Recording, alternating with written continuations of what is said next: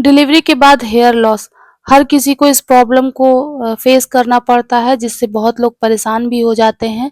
आज हम इसी से रिलेटेड वीडियो पर डिस्कस करेंगे और कुछ टिप्स भी आपको देंगे जो आपके लिए बहुत लाभदायक होंगी। इनको ज़रूर फॉलो करिएगा और पूरा वीडियो ज़रूर देखिएगा ताकि आपको वो टिप्स मालूम हो सके कि आप क्या कर सकते हैं जिससे आप अपने पुराने वैसे ही खिलखिलाते, लहलहाते बाल वापस पा सकें। तो चलिए शुरू करते हैं। हेलो, आई एम डॉक्टर प्रीति। आप सभी का स्वागत है मेरे यूट्यूब चैनल पर। चलिए तो शुरू कर। आयुर्वेद क्या कहता है? बच्चा डिलीवर करती है तो उसकी बॉडी में वात जो है वो बहुत ज़्यादा बढ़ जाता है। उसी को बैलेंस करना सबसे ज़्यादा ज़रूरी होता है। वात का मतलब क्या होता है? वात का मतलब हवा। होता क्या है जब बच्चा गर्भाशय से बाहर आ जाता है तो गर्भाशय खाली हो जाता है। गर्भाशय खाली हो जाता है, वहाँ पे एक स्पेस बन जाता है। स्पेस यानी कि वहाँ पे वायु देर तक वहाँ पे वायु बनी रहती है और वही वायु प्रकोप करती है, यानी कि वहाँ पे वायु का प्रकोप बढ़ जाता है। इसी को बैलेंस करना बहुत ज़्यादा ज़रूरी होता है, जो कि बहुत ही सिंपल है और बहुत ही ट्रेडिशनल है। जैसे कि आपने अपने सुना होगा, आपके बुजुर्ग, आपके मम्मी-पापा सलाह देते होंगे डिलीवरी के बाद क्या खाने को, कैसे रहने को, कैसे दिनचर्या फ़ॉलो करने को। वही सारे छोटे-छोटे सिंपल ट्रिक्स बहुत ही आसान होते हैं। उन्हीं को फ़ॉलो करके आप अपने हेयर फॉल को काफ़ी रोक सकते हैं।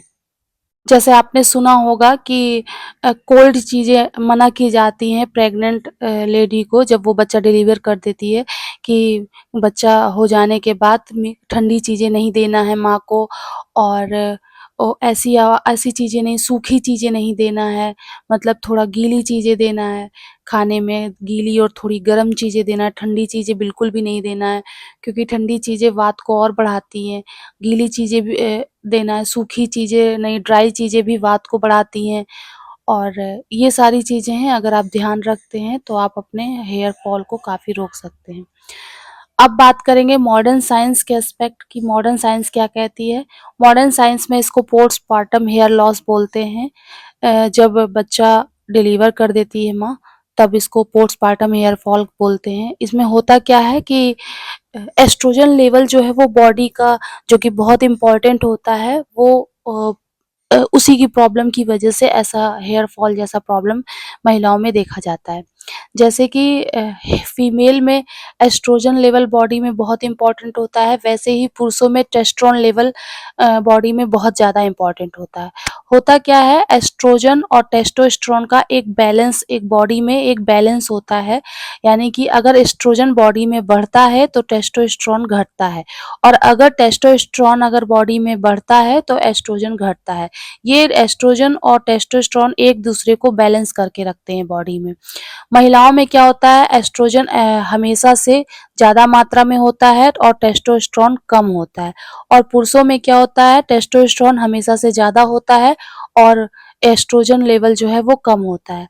जब एस्ट्रोजन लेवल डिलीवरी के बाद क्या होता है कि एस्ट्रोजन लेवल एकदम से क्रैश होता है, एकदम से नीचे जाता है, जैसे कि मेनोपॉज़ की कंडीशन में होता है, वैसे ही सेम डिलीवरी के बाद महिलाओं में एस्ट्रोजन लेवल एकदम से नीचे जाता है, जिसको बैलेंस करना ज़्यादा ज़रूरी है। और जैसे ही एस्ट्रोजन नीचे जाता है, टेस्टोस्टेरोन बढ़ने लगता है और यही टेस्टोस्टेरोन जब बढ़ जाता है, तो ये अपने हैवी फॉर्म में बदल जाता है।